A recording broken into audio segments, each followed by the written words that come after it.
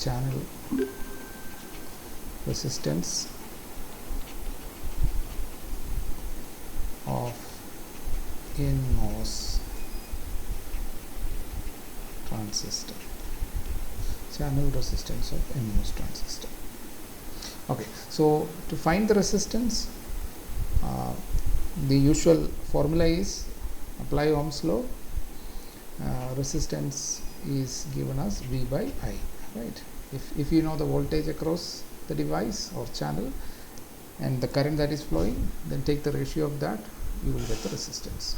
But this is fine approach. This is the right approach when the voltage and current are having a proportional relationship. But in MOSFET, which is not the case. So we have seen earlier that MOSFET, the current voltage characteristics, if you plot, so let me plot that once again. For an NMOS, we apply a VDS, and if I plot the current, so VDS is the voltage which is driving the current, drift current, and what we will see is that we will have the current like this. So it's not really proportional. Some portion of it is proportional, but so you can divide it into three regions.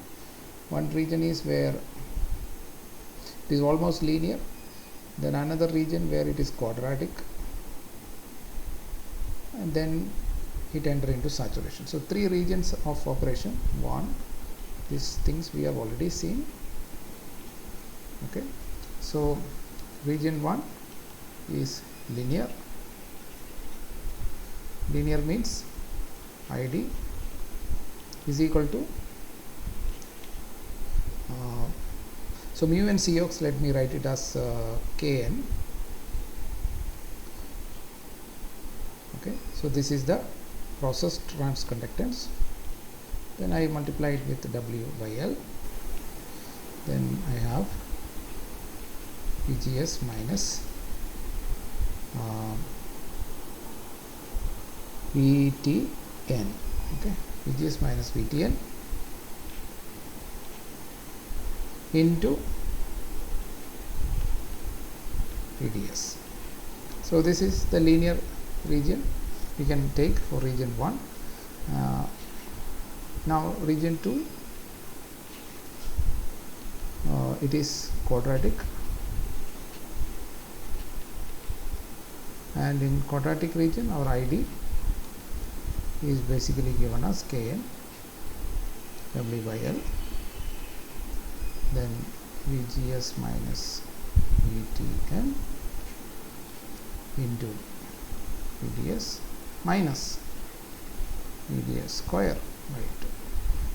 Okay, so in general this is applicable whenever we have VDS smaller than VGS minus VTN. So this is the applicability. So this first one is applicable when VDS is much smaller than VGS minus VTN. If it is much smaller, then you can neglect the second term and it will give rise to the first expression. Then the third region, we have yet another expression where we call it as saturation. So in saturation, we have ID is equal to Kn V by L VGS minus VTN P whole square, and there is a 2 here. So this is the case when VDS greater than VGS minus VTN. So these are the three ways, and I am not including here the channel length modulation when I wrote this expression, but if I want to include that, then I have to multiply it with the 1 plus lambda VDS. Okay, so for the moment let us ignore this. Okay, all right. So if these are the current, then as I told you, what is the resistance offered by the channel? So in region 1, Rn is given by a nice expression, which is Kn W by L. So I have to take VDS by IDS. So VDS divided by IDS, if I substitute, this is my IDS. So what will happen? So this will go to the denominator, and then I have VGS minus VTN into VDS. So I can cancel this. So I get a nice expression now, which I can write it as beta n. Beta is the device transconductance.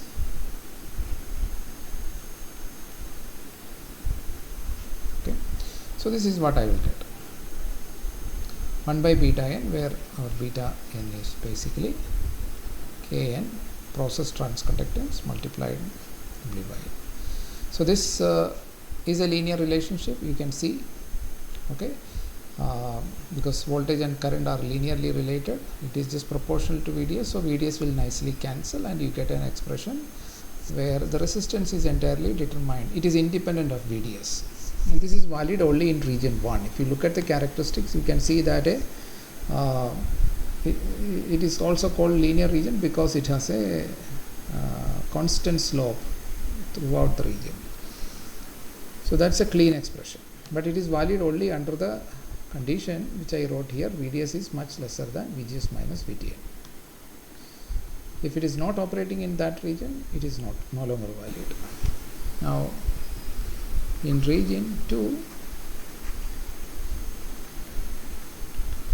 Rn is given by VDS Kn W by L into VGS minus VTN into VDS minus VDS square by 2. Now I can cancel one of the VDS here, but still you will see that the expression is not very clean. You can write it as beta n into VGS minus VTN minus VDS by 2. So this expression is non-linear. Why? Because the resistance is depending upon the voltage across the channel, which is VDS. It is not independent of VDS. So as VDS increases, you can see that the resistance will increase. Why? Because the denominator is going to become smaller, right? As VDS increases, the negative sign will make the denominator become smaller and make Rn become larger. That you can verify from the curve also. There is a bending here, it is not linear. Initially the resistance is here, so it is basically the slope, but the slope is keep on changing from point to point. It is not fixed slope. So that's why this region is called quadratic region. Okay, so in region 2, region 1 it was a linear resistance because it does not depend upon the channel voltage, but in region 2 it depends on channel voltage and it decreases, the resistance increases with the channel voltage. It changes, it's not constant. Slope changes, slope become such that the resistance increases. Okay, so resistance in the IV characteristics basically the inverse of the slope. Okay, slope is basically reducing, but resistance is increasing. That's because I is plotted on the vertical axis and VDS is plotted on the horizontal axis. Okay, now let's look at region 3.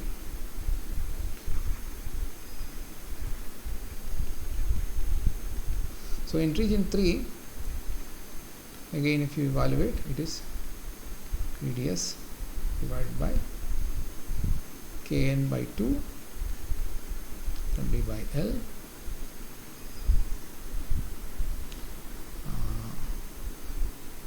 VGS minus VTN the whole square. So this is our expression, and as you can see, the denominator, the current is basically independent of the current is independent of our VDS.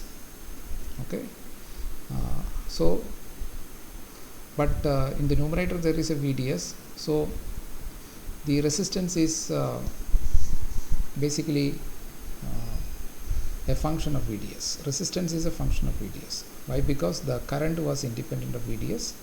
Voltage divided by current will then become a function of voltage. So again, this is also, if you want to write it in terms of beta n, you can still do this. So VDS divided by, or 2 VDS, I can write 2 VDS divided by beta n into VGS minus VTN the whole square. So that's, so this is valid whenever we have VDS greater than VGS minus VTN. Now the question is that which of this resistance we need to put in the RC model. Okay, so that is a question that we will try to answer now. So whenever we are using the RC model, say to find the rise time or fall time, then we have to look at which region of operation the device which is passing the current is operating. Okay, so in the case of NMOS, we saw yesterday, NMOS is on when so if you take the example of a in a CMOS inverter, which we saw yesterday, our NMOS is on when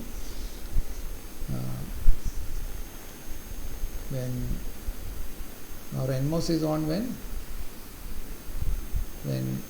the load capacitor is discharging. Okay, and the load capacitor discharge from where? It will discharge from VDD to 0 volt. Okay, so the load capacitor initially has a voltage which is at high voltage, which is VDD, because in the earlier input, when input was 0, the PMOS was turned on, and then the capacitor got charged fully, faithfully up to the maximum limit, which is VDD, because PMOS is a good switch for passing VDD. So that way the capacitor was fully charged, but then the NMOS will be turned on when you give a high voltage. Okay, so in a CMOS inverter, NMOS is on when I can say Vin is equal to VDD, and the load capacitor is discharging from VDD to V0. So this is the picture. Now if you look at this picture, so let me draw that picture here. So I have an NMOS here. I am only drawing one part of the CMOS inverter circuit. So Vin is equal to VDD. That is what I have mentioned here, Vn equal to VDD, and this is where my output load capacitor is connected. So this is my C load capacitor, and initially at t equal to 0 it is fully charged. So if I draw the waveform,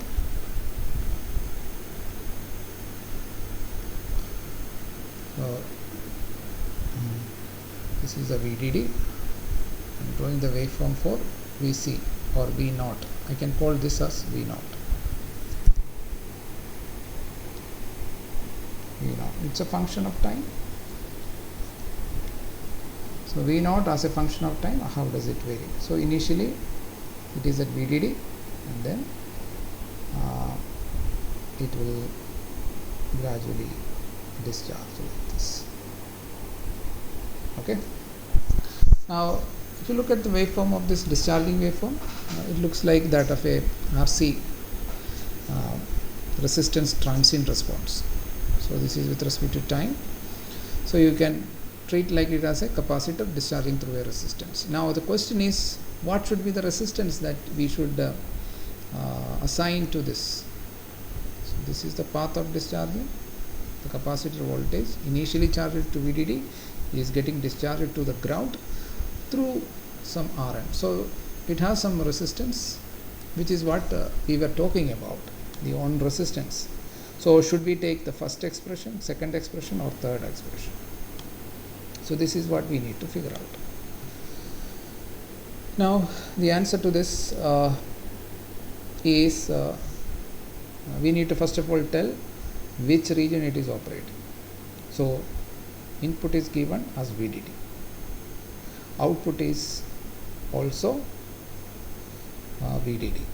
So if you look at the condition, so at t equal to 0, we have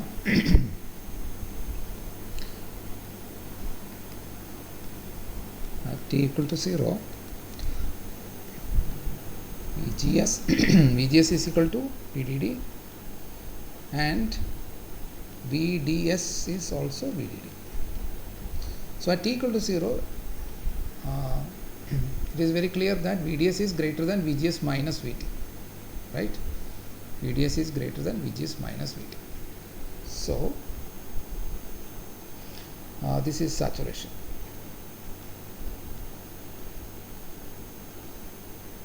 Okay. Now in saturation,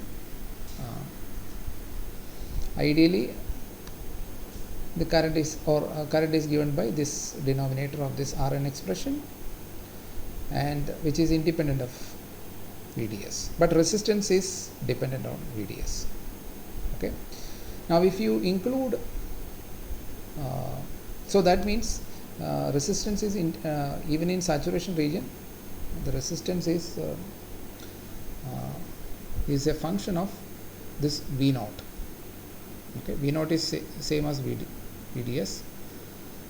Okay, so since it is a function of V naught, so the resistance is never a constant. As you reduce your V naught, the resistance also will be reduced, and at some point of time it will enter into some other region. Now if you are considering the discharging,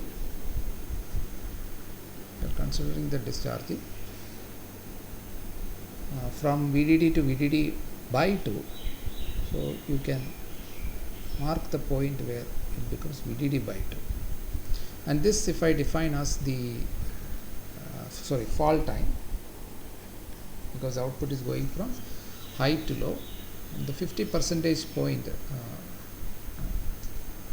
where it becomes the time taken to reduce the output voltage from VDD to 50% of VDD, which is VDD by 2. That if I define as the fall time, then what will be the value of TF? How can we estimate TF? So this is the question that concerns us. So I said we need to take the appropriate expression for Rn, and then work it out with the RC discharging transient response, and that will give us an estimate of TF. Okay, so at t equal to 0 it is in saturation mode, so we know that the third equation is what is more apt. Now one more thing I have to say is that here I did not take the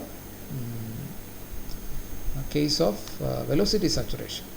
So now if I take the case of velocity saturation, which usually happen at a voltage earlier than the pinch off saturation.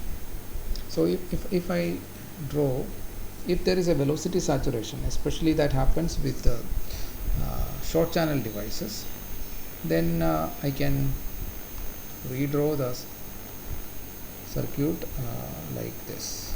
So it will vary from here. Say the current will not go up to the previous level, it will get saturated early, and the voltage at which it is going to get saturated is called Vsat. So this is velocity saturation. The current, instead of tracing the blue path, it will trace. So this is the case of velocity. So saturation could be either due to pinch off or it could be due to velocity saturation. So this is saturation due to.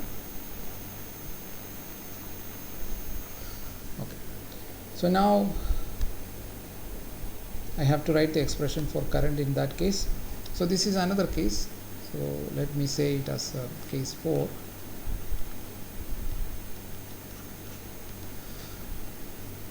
ID is equal to K N W by L, then VDS VDSAT into VGS minus VTN minus VDSAT by 2 into 1 plus lambda VDS. This is VDS, not VDSAT. So this is a case for short channel devices. So earlier whatever expression I have given, that is for long channel device, so that way you can classify. So let me specify that.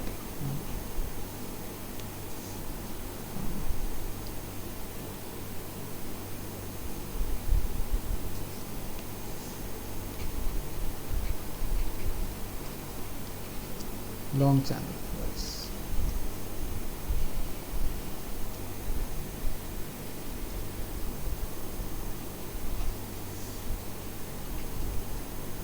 Okay, so now let's go to short channel device.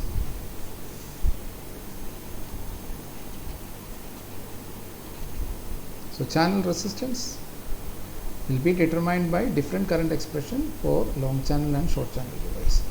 So in short channel devices, the channel length modulation cannot be neglected. The velocity saturation can not also be neglected. So this is the red curve that I am considering. So this expression is valid when?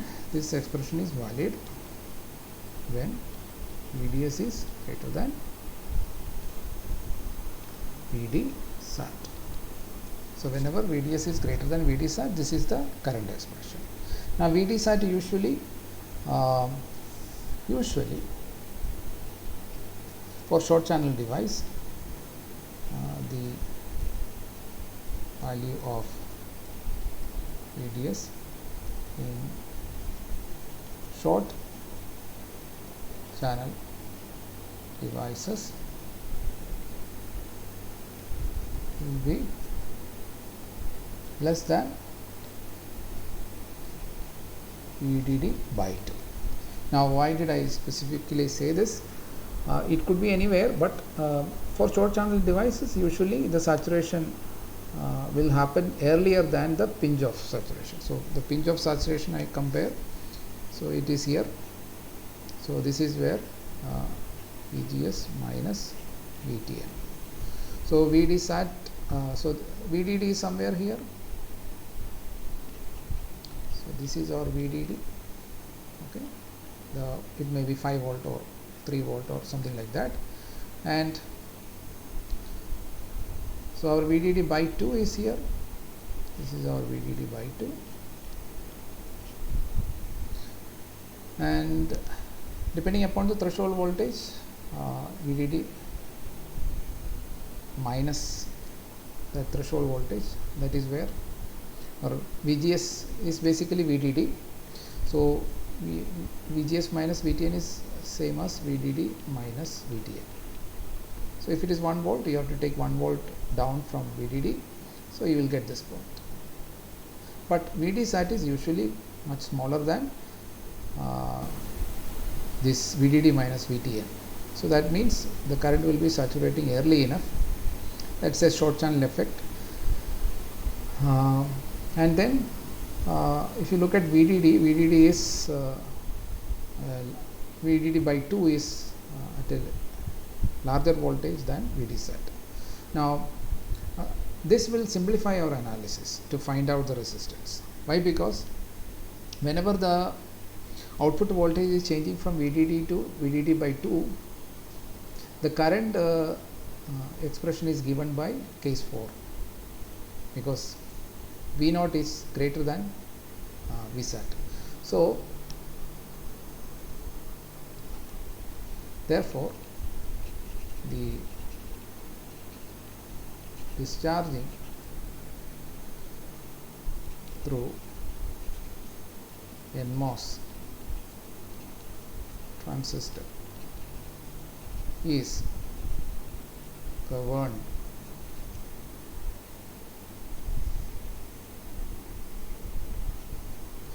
by the above expression of the current.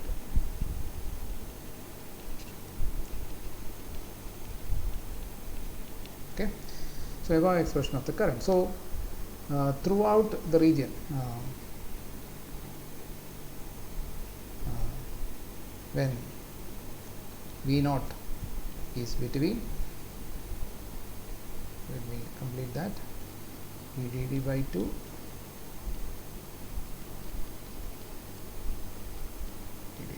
okay. So in this range, so this is the discharging range which we are considering, where the output is reducing from VDD to VDD by 2, because that is what is determining our fall time, as I have shown here.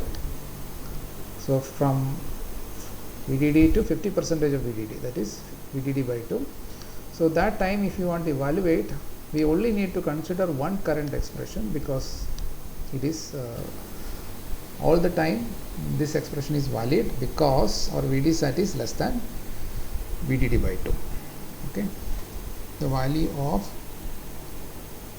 VDSAT is in short channel devices is less than VDD by 2. So therefore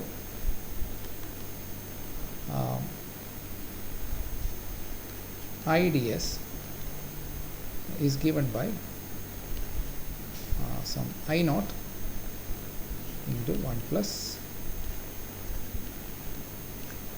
lambda VDS, where I0 is a constant, it is independent of VDS. Constant means independent of VDS, is basically beta n. VDSAT is a constant, then VGS minus VTN, they are constants. VGS is basically VDD minus VTN, again VDSAT,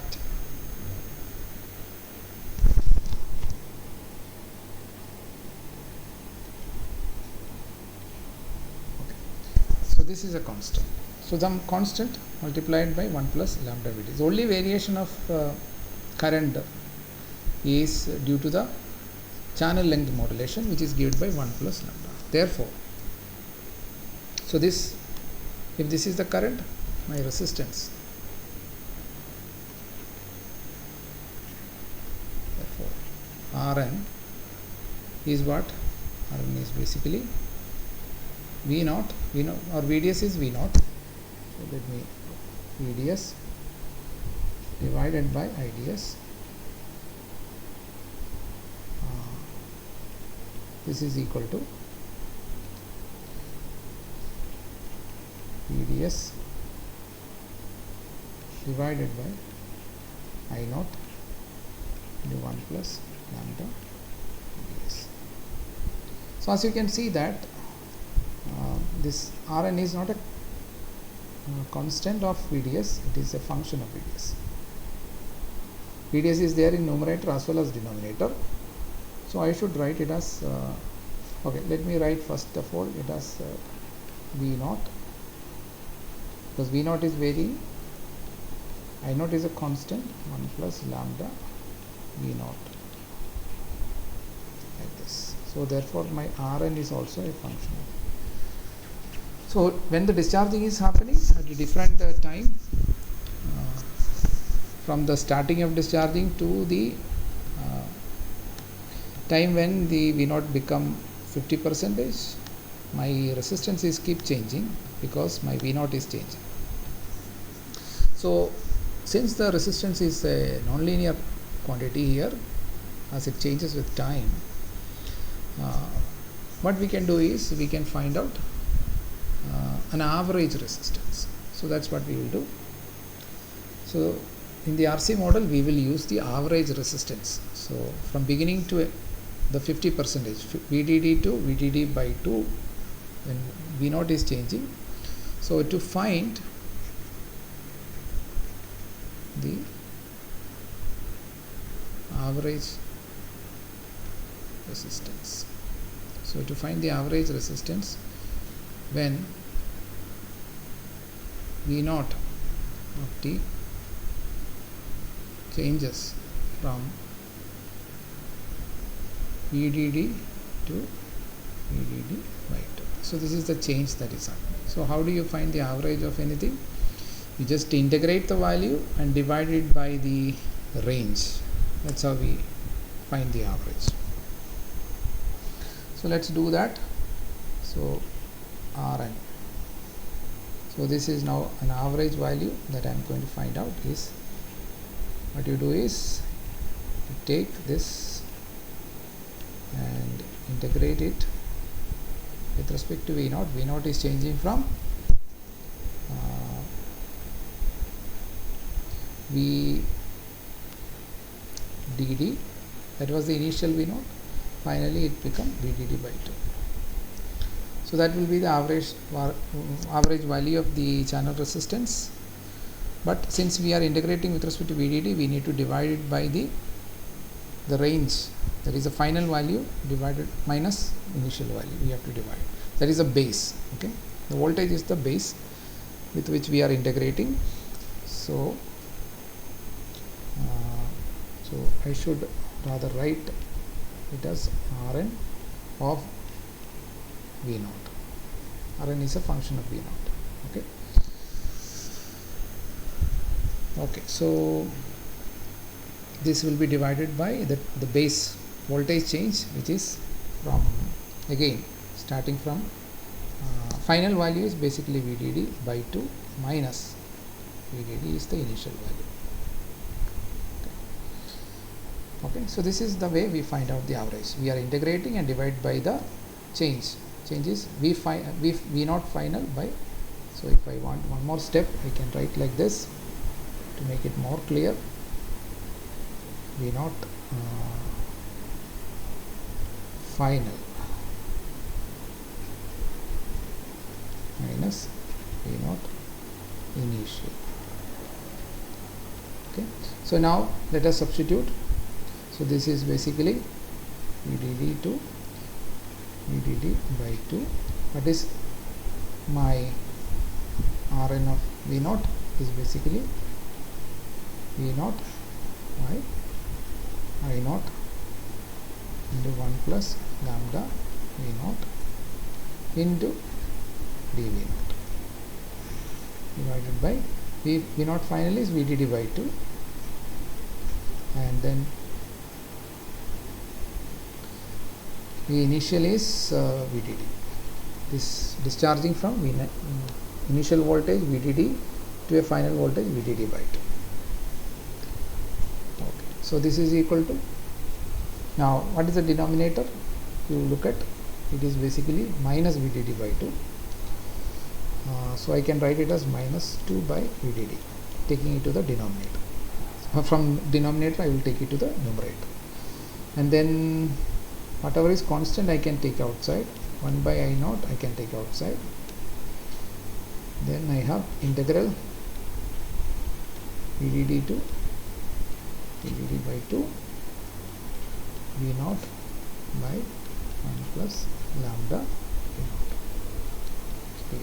Now everybody knows what is lambda. Lambda is basically channel length modulation parameter. Its value is very small. Yesterday in the characteristics you had specified the value of lambda, right? What did you specify? Something like 0.03. So it's much lesser than 1. 0.01, 0.02, 0.03. That is the kind of range where the value of lambda lies. It decides the slope in the saturation region. So since it is VDD is also usually for short channel devices, VDD is also very small, maybe 3 volt or lesser than that. So even after multiplying with the lambda with the 3 volt, you will still have this quantity very small. So I can use binomial theorem. 1 by 1 plus x is basically 1 plus x whole raised to minus 1. So if I expand this, I can approximate it as 1 minus x. Okay, this is something that you might have studied in plus 2. There will be infinite terms, but higher terms you can neglect because its square and cube are, when x is negligible, say if you take it as 0.1, x if you take it as 0.1, so x square is going to be like 0.01, x cube is 0.001. So they are very negligible compared to x, so you can neglect them. So that's what I am going to use. So I am going to approximate it as, and also one more thing I will do, I will absorb the minus sign into the integral and flip the limits. So 2 by I naught into VDD, integral from VDD by 2 to VDD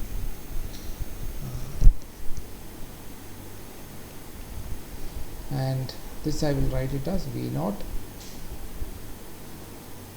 into 1 plus or 1 minus, should be 1 minus lambda V naught. So now I can easily integrate this. So that is why I used this. So this is equal to 2 by I naught VDD. So after integrating the first term, it is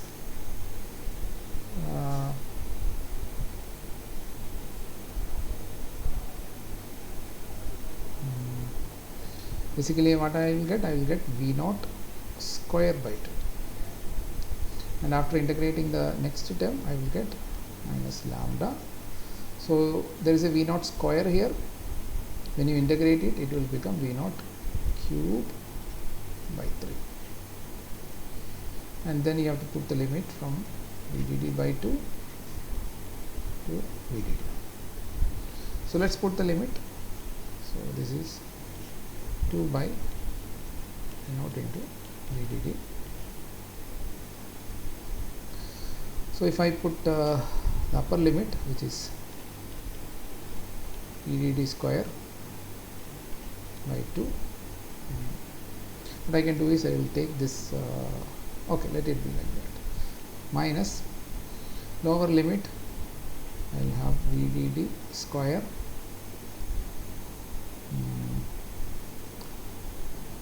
by 4. VDD by 2 I am putting, so it will become 4 into 2, 8. Then minus lambda, upper limit if I put, it is VDD cube by 3 then plus lambda, we have VDD cube, 2 cube is 3, sorry, 2 cube is 8, 8 into 3 20. So maybe a better idea maybe to take the lambda by 3 out. So we will do that. We'll take the Same thing I can do here also. I will take this. So I will take here this 1/2 outside, and I will put the 4 here, and 3 I will take outside. Yeah, so this is just VDD cube.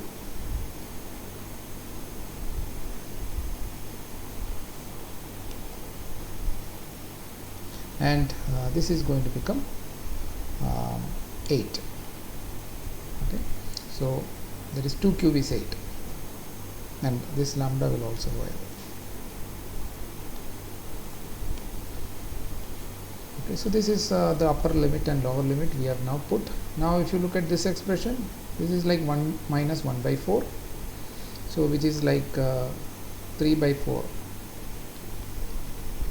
2 by I naught VDD into so the first term is basically half into 3/4, so which is like 3/8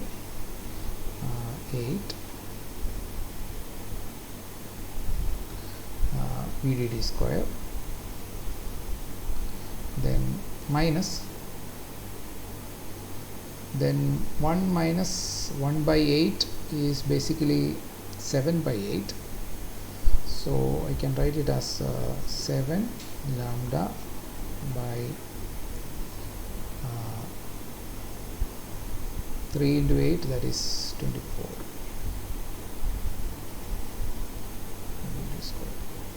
Okay, I can take this 2 and cancel and make it slightly simplified. So what I will get finally is basically 3/4,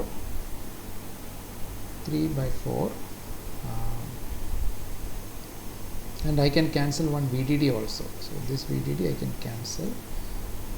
So here it is cube. So it was 3 here, it will become square. So 3/4, 2 and 8 cancel, it will become 4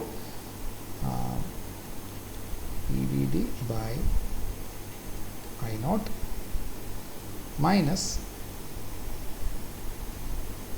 7 lambda by 12 VDD square by I naught. Now if you look at this, so this is what, this is our average resistance that we are going to use in the model. Okay, so it has two terms. One is proportional to VDD, other is proportional to VDD square. And if you look at the term corresponding to VDD square, it is coming from the channel length modulation lambda. If lambda is 0, that term will not be there, it will be absent. So if we have not considered the saturation current that is here in case 4,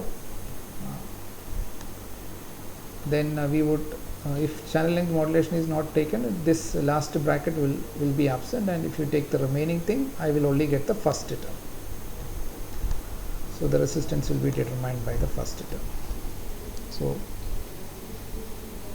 now if we use this model to find out our discharging that we were talking about, this waveform going from VDD to VDD by 2. So what we are saying is that we are going to now put that resistance Rn, which is the average value. Okay, I will not put this bracket. You should understand by now that it is basically the average value, and then I have this resistance. So initially the capacitor is charged. So this is like our famous transient problem. Where the switch is getting closed at this is like applying a high voltage at the input. Vin is going from 0 to high voltage, 0 to VDD. Okay, so this time is t equal to 0. So similarly, what is happening in the RC model is the switch is getting closed. So initially it is charged with V naught, this is V naught, so V naught at t equal to 0 is equal to VDD.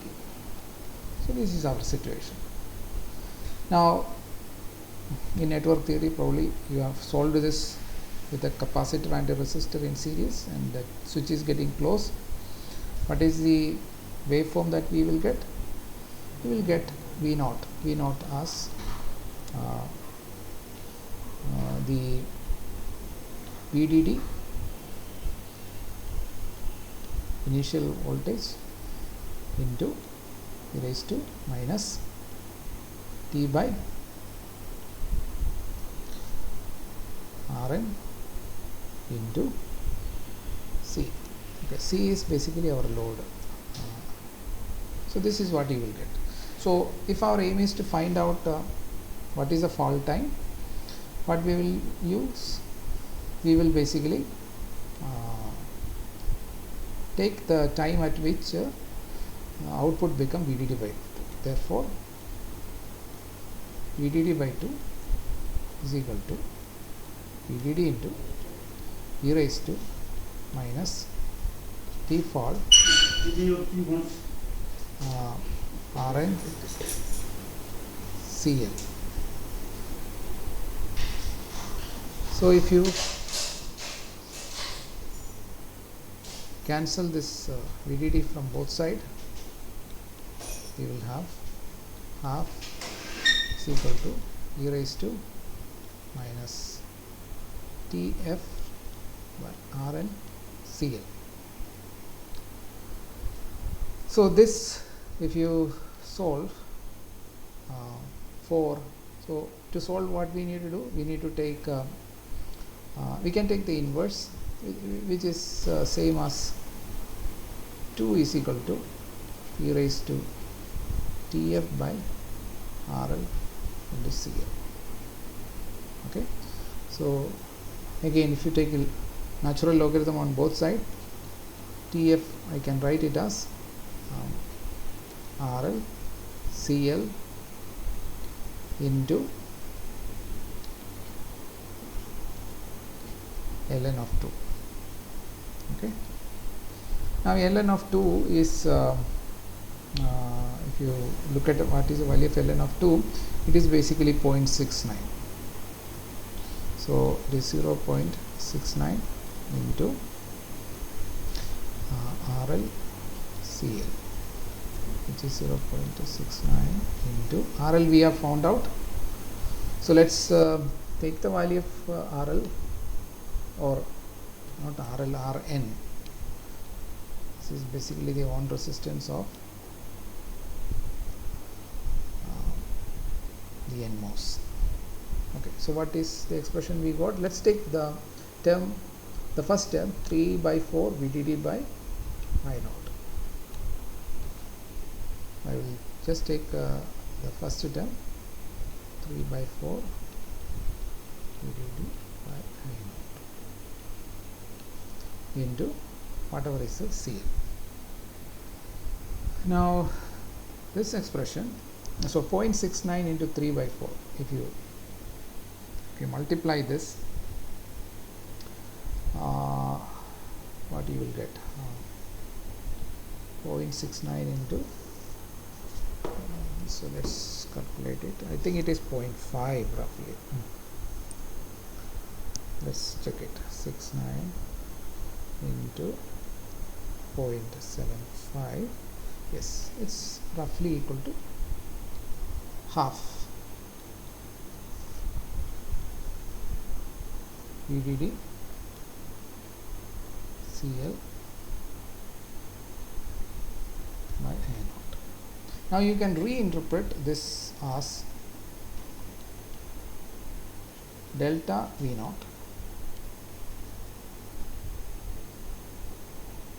by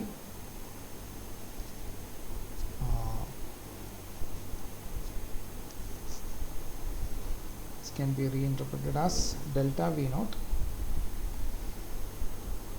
into CL by I naught. Why I said delta V naught? Because the change in voltage is from VDD to VDD by 2. So delta V naught is basically the difference, the magnitude.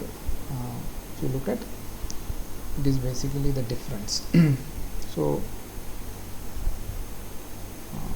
to be more exact, it is VDD by 2. So you can write like this. Okay, so what does that tells us? It tells us that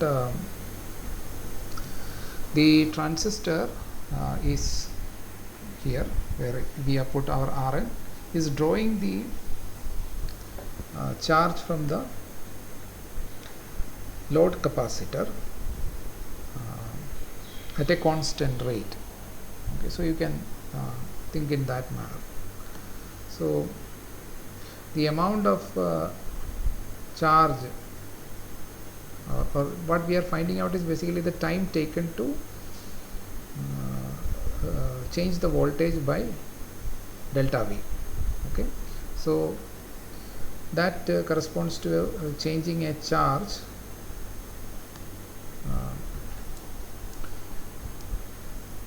so charge is basically what?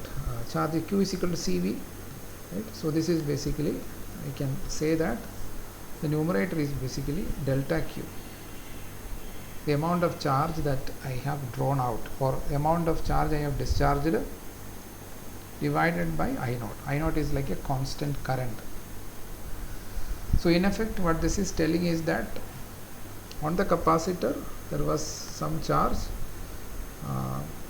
and we are taking out that charge with a constant current, and therefore the time is given by charge by current. That will give you the fault time. So yeah, so that's basically. So here we have ignored the second term due to the channel length modulation. If you include that also, then we will get more accurate result, but here in this fault time evaluation we have ignored that. So we assumed only the first term in the expression for Rn, and then we substituted, and that we will get like, if other term is also included, then we cannot say in this manner. So this may be also verified from the waveform for the characteristics, because if lambda is not there, then it is basically a constant current, right? So it is starting here and going up to say somewhere here. This is our ending point, final point. This is our initial point. So from initial point to final point, it is moving. So from VDD to VDD by 2. So if it's a constant current, if channel length modulation is not there, it will be a constant current, and then therefore you can keep that constant current I naught. And if constant current is flowing from the capacitor, charge will be discharged according to this equation, and the time taken for it to reduce to half of the charge is basically delta Q by I naught, where delta Q is basically VDD by 2 into CL. Okay.